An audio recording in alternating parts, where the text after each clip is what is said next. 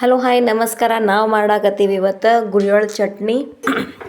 ಗುರೆಳ್ಳು ಚಟ್ನಿ ಮಾಡೋಕೆ ಏನೇನು ಬೇಕಪ್ಪ ಅಂದ್ರೆ ಗುರೆಳ್ಳು ಚಟ್ನಿ, ಖಾರ, ಉಪ್ಪು, ಬೆಳ್ಳುಳ್ಳಿ. ಗುರೆಳ್ಳು ಚಟ್ನಿಗಿಂತ ಮುಂಚೆ ನಾವು ಮೊದಲು ಮಾಡೋಕೆ ಹೋಗಿ ಫುಲ್ ವಿಡಿಯೋ ಮಾಡ್ಬೇಕಂದ್ರೆ ಆಗಲಿಲ್ಲ. Shorts video ಆಗ್ಯಾವು.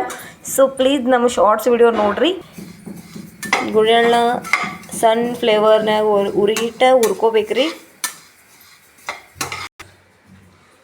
ಹಿಂಗೆ ನೋಡ್ರಿ, ಈ ಥರ ಹುರ್ಕೊಂಡು ಸ್ವಲ್ಪ ತಣ್ಣಗಾಗ್ಬೇಕ್ರಿ.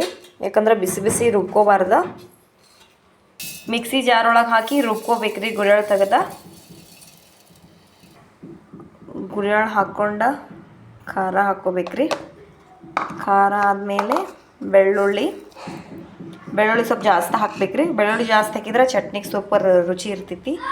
ಆಮೇಲೆ ರುಚಿಗೆ ತಕ್ಕಷ್ಟು ಉಪ್ಪು ಹಾಕ್ಕೋಬೇಕ್ರಿ. ಎಲ್ಲನೂ ಮಿಕ್ಸಿ ಜಾರ್ ಒಳಗೆ ಹಾಕಿ ನುಣ್ಣಗೆ ರುಬ್ಕೋಬೇಕ್ರಿ.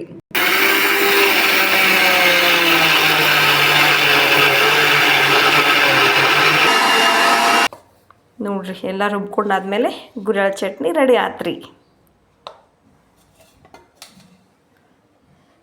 ಇದೆಲ್ಲ ಸಂಕ್ರಾಂತಿ ಪ್ರಿಪ್ರೇಷನ್ ನಡೆದೈತಿ. ಗುರೆಳ್ಳು ಚಟ್ನಿ, ಮಾದ್ಲಿ ಮತ್ತು ನೋಡ್ರಿ ಸಜ್ಜಿ ರೊಟ್ಟಿನೂ ಮಾಡಿರ್ತೀವಿ.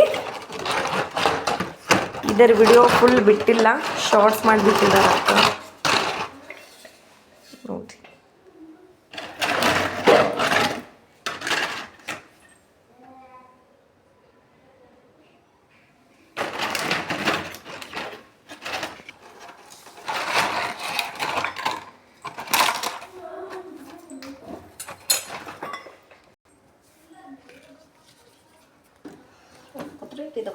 ನೀವೇನೇನು ಮಾಡಿರಿ ಕಮೆಂಟ್ ಮಾಡಿರಿ, ನಮ್ಮ ವಿಡಿಯೋ ಶೇರ್ ಮಾಡಿರಿ, ಸಬ್ಸ್ಕ್ರೈಬ್ ಮಾಡಿರಿ.